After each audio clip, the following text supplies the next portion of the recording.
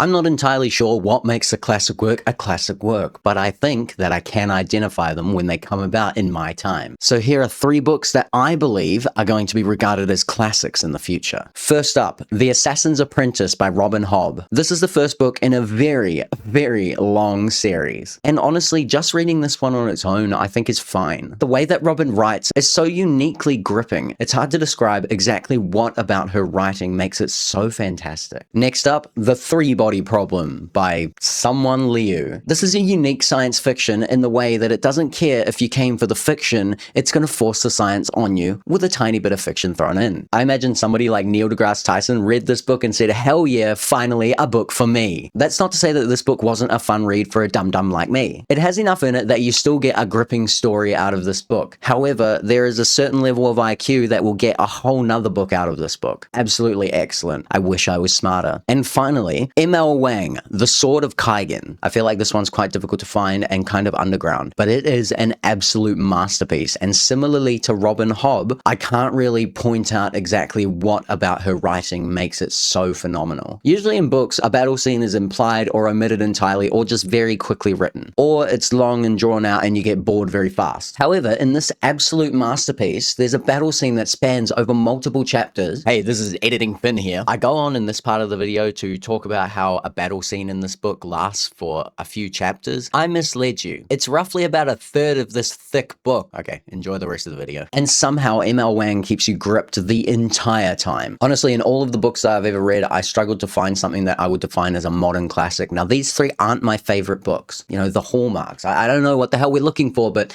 I feel like these 3 books have it.